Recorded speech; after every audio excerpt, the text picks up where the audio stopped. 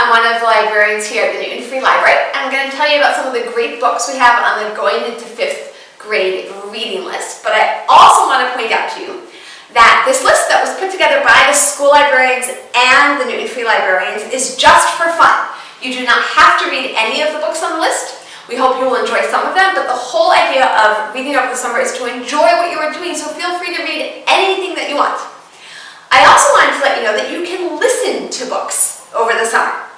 And from the Newton Library, there are 3 different versions of audiobooks that you can borrow. You can download e-audiobooks onto a device, so just like you would download an e-book and read it, you download an e-audiobook and then listen to it. You can also borrow books on CD. And you can borrow playaways. So these are really nifty little things because you add a battery if there isn't one and your earbuds, and that's it, you're good to go. You don't need any device because this is the device with the book already built in. So that's a really great option.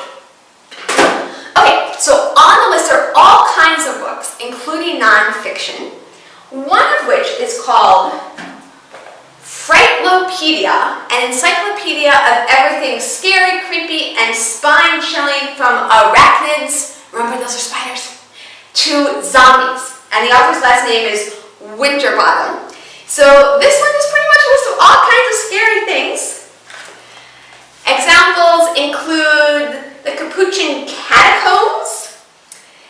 So this is in Palermo, Italy, where you will find nearly 2,000 mummies patiently awaiting your gaze. They line the narrow stone halls propped against the walls like people waiting eternally for a bus. They look like that. And you will also learn about Lake Natron, which is in Tanzania, in Africa. Imagine coming upon a shimmering lake after walking for hours through dry, crackland on a boiling hot day. You wade into the water hoping to cool off, but almost immediately your body seems to turn to stone. You cannot move or breathe. You have been petrified. Literally, your body dried out and hardened, and you are doomed to remain as a lifelike statue on the shores of the lake for eternity. And this actually has happened to the animals that have waded into the lake. So lots of really scary things to learn about in that book. Okay, last nonfiction example is called This Book Stinks, Gross Garbage, Rotten Rubbish, and the Science of Trash. And that is what this book is all about, how much trash we produce and how we might begin to cut down on that amount of trash. So one of the pages in here shows you how much trash is produced by several countries around the world. And if you notice, we here in the US produce the most.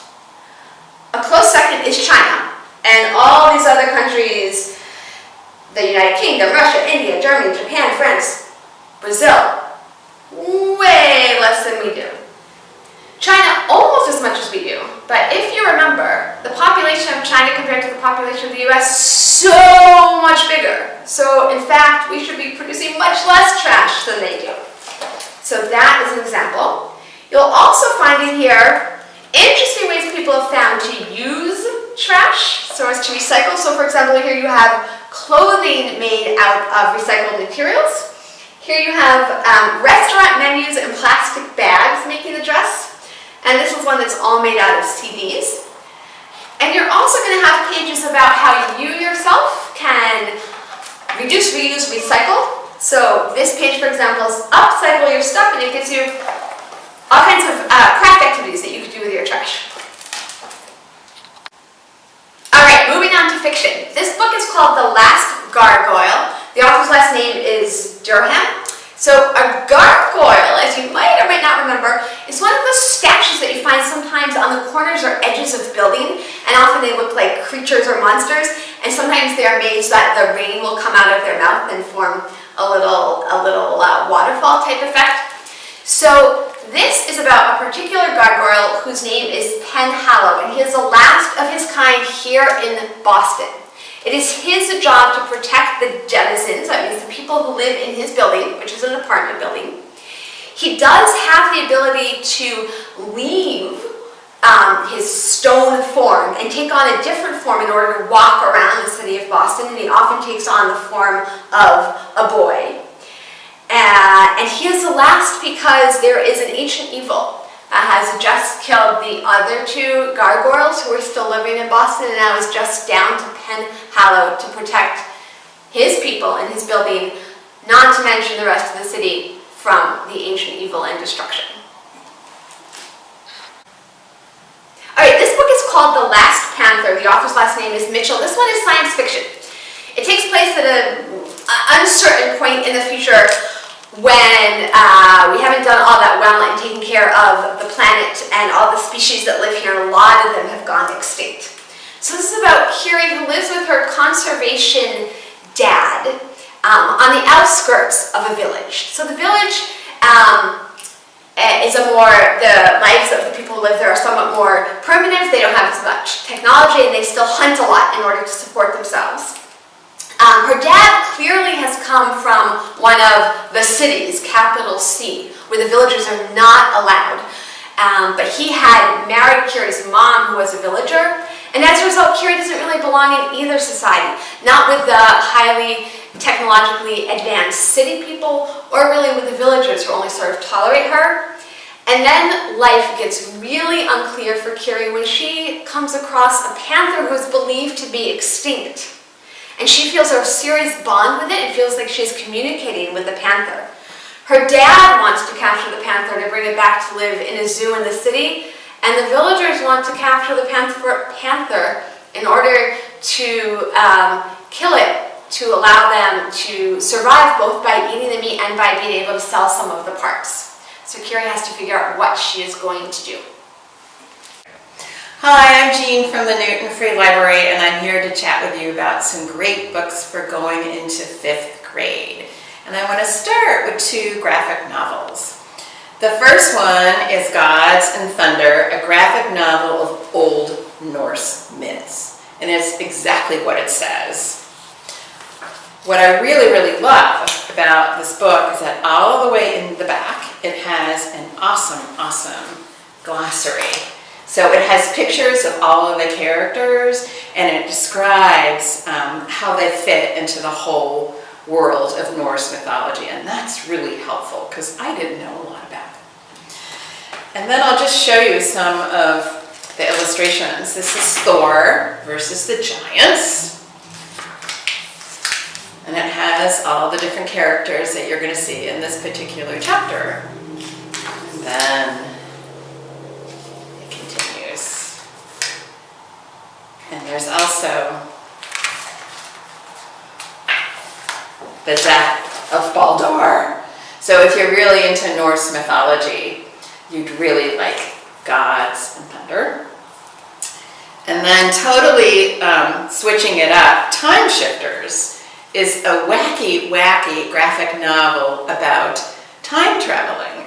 And what happens is Luke, one day in his backyard, hears this huge boom, and he looks out in his backyard, and he sees this sort of wacky bracelet gadget. And it turns out that there's some evil creatures that are after this bracelet gadget, and so he runs away from them, and he's not quite sure what this gadget does. And then he accidentally hits the bracelet, and kaboom, he encounters all of these creatures. And these are the characters that time travel with Luke. So we have a girl who is a ghost. We have a wacky scientist.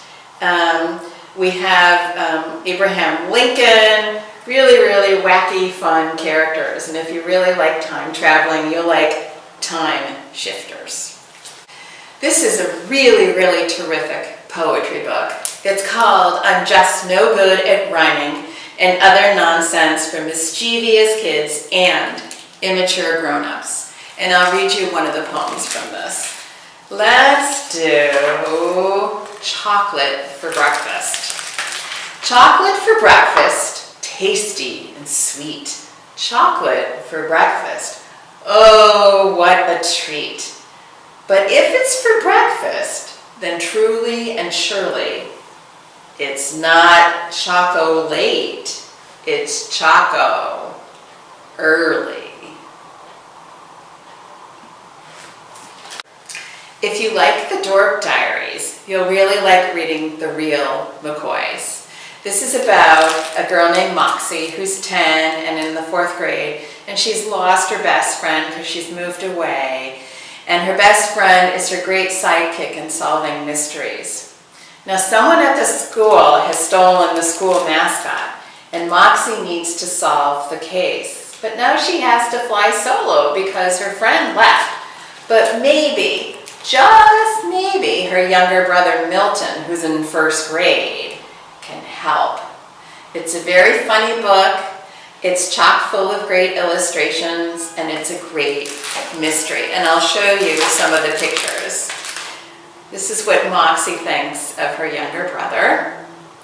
And then she has a funny bit in here about rumors of what might happen to you when you're sent to the principal's office. So here's the first rumor. Being hung upside down by your ankles and tickled with a feather until you give up all your darkest secrets. And then another rumor is being dropped through a trap door into a pool of murky water filled with feisty, toothless eels that gnaw endlessly on your toes. A really fun book, The Real McCoys. This is the song from Somewhere Else, and it's a really unusual fantasy.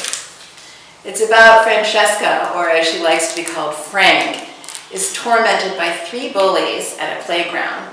She gets rescued by a very tall, odd boy in her class named Nick.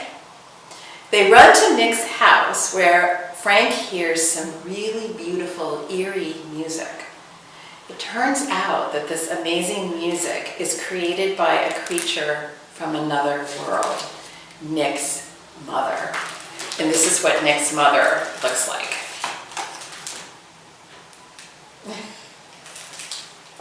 Who is Nick really, and who is his mother? And can both of them stay in this world? To find out, you'll have to read the song from Somewhere